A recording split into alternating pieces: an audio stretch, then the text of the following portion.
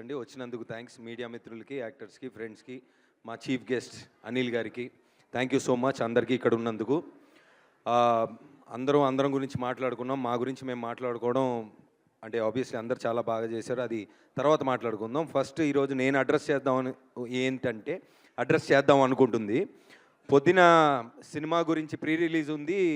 మా గురించి మేము మాట్లాడుకుంటాం, సర్లే మీకేమైనా డౌట్లు ఉంటే అడగండి, దాని గురించి మాట్లాడతానని అంటే ఈరోజు అది చేద్దాం అనుకున్నాను. ఎక్కువగా నాకు పొద్దున్న నుంచి వచ్చిన క్వశ్చన్స్లో ఓటీటీలో చూడొచ్చు ఈ సినిమా అని అనిపిస్తుంది, థియేటర్కి ఎందుకు వెళ్ళాలి అనే మెయిన్ క్వశ్చన్ ప్రేక్షకుల నుంచి వచ్చింది చాలా ఎక్కువ వరకు. సో అంటే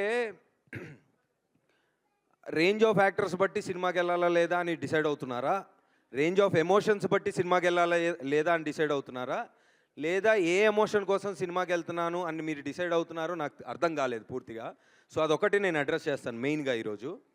ఒక సినిమా చూసినప్పుడు, ఒక పెద్ద యాక్షన్ సినిమా, పెద్ద హీరోది ఒక బ్యూటిఫుల్ విజువల్ చూపించినప్పుడు మనకు ఒక ఎమోషన్ వస్తుంది. అదే రీసెంట్ చాలా సినిమాలు మనం చూసాం, అంటే యాక్టర్స్ని పక్కన పెట్టి, రేంజ్ ఆఫ్ యాక్టర్స్ని పక్కన పెట్టి, ఇది ఒక చిన్న మంచి ఫీల్ గుడ్ కథ అని చూసిన చాలా చిన్న సినిమాలు చాలా పెద్ద హిట్లు అయినాయి. ఒక రేంజ్ ఆఫ్ యాక్టర్స్ పెట్టి ఒక ఊరిలో ఒక కథ, అంటే ఈ ఎమోషన్ ఇలాగే ఉంటుందేమో అని రిలీజ్ ముందు పోస్టర్ బట్టి చూసి డిసైడ్ అయిన దాన్ని బట్టి సినిమాలు ఆడడం అనేది జరగట్లేదు ఈ మధ్య. రీసెంట్గా మనం చాలా సినిమాల్లో చూసాం.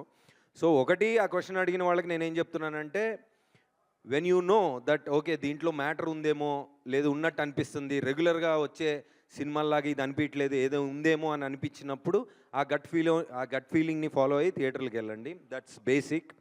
దాని తర్వాత ఆబ్వియస్లీ మీకు సినిమా రిలీజ్ అయిన తర్వాత జనాలు చెప్తారు అది ఎలా ఉందని. సో బిఫోర్ రిలీజ్ మేము ఈ మాత్రం చెప్పగలుగుతాం. So that's what I want to address today. And premiers we are చాలా lucky to get all the exhibitors that we got today.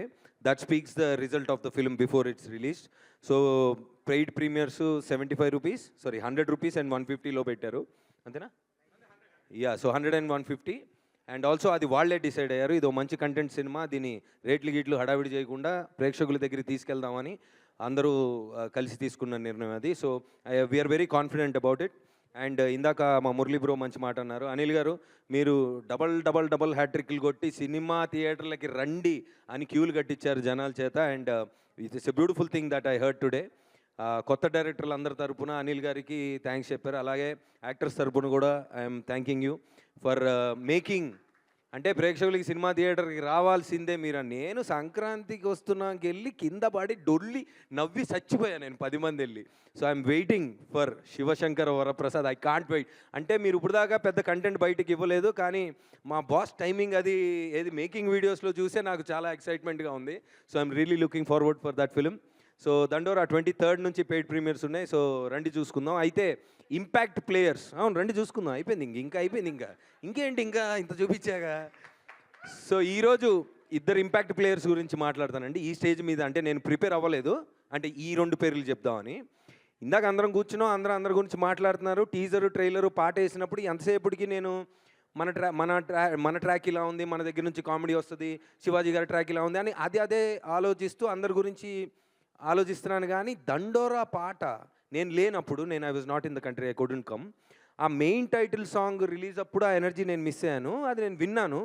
కానీ ఇక్కడ ఈ ఫుల్ సౌండ్లో ఆ ఒక్కొక్క లిరిక్ని వచ్చిన వీడియో చూసిన తర్వాత మెయిన్ ఇంపాక్ట్ ప్లేయర్ శ్యామ్ గారు ఈరోజు నాకైతే.